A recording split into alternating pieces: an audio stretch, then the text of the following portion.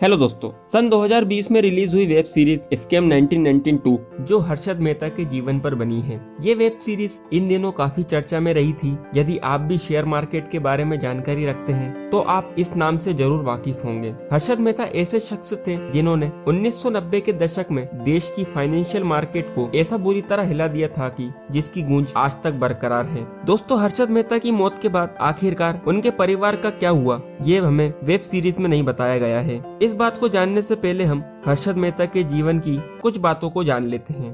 The big bull और stock market का अमिताभ बच्चन कहे जाने वाले हर्षद शांतिलाल मेहता 29 जुलाई 1954 को गुजरात राजकोट में जन्म लेते हैं। कुछ वक्त हर्षद मेहता ने रायपुर छत्तीसगढ़ में ही बिताया। जैसा कि हर मिडिल क्लास व्यक्ति बड़े बड़े सपने देखता है, वैसे ही कई बड़े सपने हर्षद के थे। इस तरह वे अपने सपनों को सच करने मुंबई आ जाते हैं। इन्होंने अपनी बीकॉम की डिग्री तो ले ही ली थी, जिसके बाद वे एक इंश्योरेंस कंपनी में एक सेल्स एजेंट के तौर पर नौकरी करते हैं। हर्षद मेहता के सपने तो काफी बड़े थे, जो वे इस नौकरी से तो बिल्कुल भी पूरा नहीं कर सकते थे। नौकरी करने के दौरान ही हर्षद की स्टॉक मार्केट में दिलचस्पी बढ़ी और नौकरी को छोड़ वे एक ब्रोकरेज फर्म को ज्वाइन कर लेते हैं। स्टॉक मार्केट के बारे में पूरा ज्ञान लेने के बाद सन 1984 में हर्षद ने बॉम्बे स्टॉक एक्सचेंज की मेंबरशिप ली और खुद की अपनी एक कंपनी खोल डाली। सन 1990 तक हर्षद मेहता स्टॉक मार्केट का बड़ा नाम बन चुका था।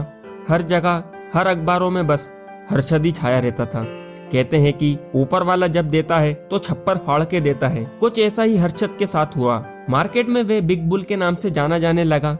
उस समय हर्षद वे पारस का पत्थर था कि वे जिस चीज को छू लेता वे सोना बन जाता था। बैंकिंग सिस्टम की कमियों का फायदा उठाकर हर्षद ने गोलमाल करना शुरू किया। टाइम्स ऑफ इंडिया की पत्रकार सुचिता दलाल और देवेशीष बासु ने साथ मिलकर इस पूरे केस पर द स्कैम नामक एक किताब भी लिखी है। खैर, इस केस का पूरा भांडाफोड़ सुचिता दलाल द्वारा ही किया गया था। सुचिता दलाल ने अपने लेख में बताया है कि हर्षद कैसे फर्जीवाड़ा करता था। यहाँ पर हर्षद ने बैंकिंग सिस्टम को ऐसा समझ लिया था कि अब आप इस बात को ऐसे समझिए कि बैंकों को जब भी कैश की जरूरत रहती थी तो वे सरकारी बॉन्ड दूसरे बैंक के पास रखकर पैसा लेते हैं, लेकिन असलियत में बॉन्ड का कोई लेन देन नहीं होता। ये काम एक रसीद से भी हो जाता था। ये काम ब्रोकर्स के थ्रू होता है। हर्षद ने सिस्टम की इसी नब्ज को पकड़ लिया था। इस तरह वे इस पैसों को शेयर मार्केट में लगाते और मुनाफा कमाते रहे। हर्षद की लाइफ स्टाइल में इतना चेंजेस आ गए थे कि ये चीज और लोगों को चुभने लगी। शेयर मार्केट इन दिनों अपनी ऊंचाइयों पर था, साथ ही हर्षद मेहता के जलवे भी आसमान छू रहे थे। लेकिन एक समय ऐसा भी आया कि स्टॉक मार्केट में स्ट्राइक लग गई। हर्षद के सारे शेयर धूल चाट रहे थे। ऐसे में वे बैंकों का पैसा लौटा नहीं पाया। तब जाकर सामने आता है ये हर्षद मेहता का स्कैम। सुचिता दलाल के एक लेख ने दलाल स्ट्रीट से लेकर संसद तक इस घोटाले की आग लगा दी। मामले की जांच में एक स्पेशल टीम बनाई गई थी और जांच टीम ने हर्षद के साथ उसके भाई अश्विन को भी गिरफ्तार कर लिया। और दोस्तों, घोटाले का पर्दाफाश हो जाने पर 72 क्रिमिनल चार्जेस और 600 सिविल केसेस उन पर लगाए गए। लेकिन गिरफ्तारी के 3 महीने बाद ही हर्षद और उनके भाई को जमानत पर रिहा कर दिया जाता है। इसके बाद हर्षद ने एक प्रेस कॉन्फ्रेंस में खुलासा किया था कि उसने उस समय के पीएम नरसिम्हा राव की पार्टी को भी 1 करोड़ रुपए दिए थे, लेकिन इस बात का कोई सबूत नहीं मिल पाया। जमानत मिलने पर हर्षद ने फिर से अपना वही धंधा शुरू किया। एक के बाद एक केस में हर्षद को जमानत तो मिल रही थी, लेकिन दोबारा 2001 में किसी केस में हर्षद मेहता को अरेस्ट कर लिया था और आखिरकार 31 दिसंबर 2001 को 47 साल की उम्र में जेल में रहते हुए हर्षद को हार्ट अटैक आ जाता है, जिस वजह से उनकी मौत हो जाती है। आरबीआई की रिपोर्ट के अनुसार 1992 का ये घोटाला करीब 4025 करोड़ का था, जिसमें सबसे बड़ा मामला स्टेट बैंक ऑफ इंडिया का 600 करोड़ का था। इस मामले का खुलासा करने वाली पत्रकार सुचिता दलाल को सन 2006 में पद्मश्री पुरस्कार से भी सम्मानित किया जा चुका है। लेकिन दोस्तों, हर्षद की मौत के बाद उनके परिवार का क्या हुआ, ये बात काफी कम लोग ही जानते हैं। हर्षद की मौत के बाद उनके परिवार को भी काफी लंबी कानूनी लड़ाई लड़नी पड़ी।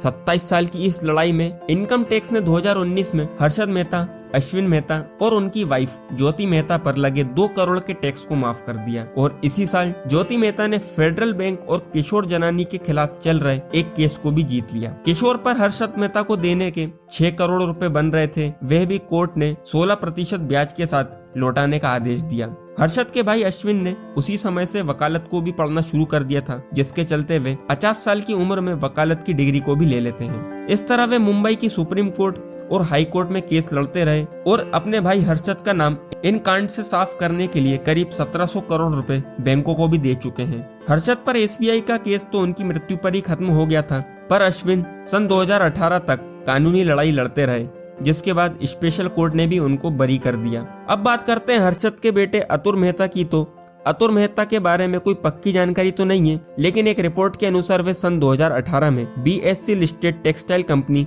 फेयरडील फिलामेंट में शेयर खरीदते पाए गए थे। तो दोस्तों, आज का वीडियो बस यहीं तक। तो कैसा लगा आपको वीडियो, कमेंट के माध्यम से जरूर बताइएगा। आपने ये वेब सीरीज देखी कि नहीं देखी, ये भी कमेंट से जरूर बताइएगा। आप इस वीडियो को लाइक और शेयर कर सकते हैं, और यदि आप चैनल पे नए हैं तो इसे सब्सक्राइब करके नोटिफिकेशन बेल को ऑन जरूर कीजिएगा, ताकि मेरे आने वाले वीडियोस का अपडेट आपको तुरंत मिल सके। मैं पीयूष गर्गायन मिलता हूँ आपसे एक नई वीडियो में। तब तक के लिए आप सभी स्वस्थ रहें, be happy, be positive and stay motivated. Thank you.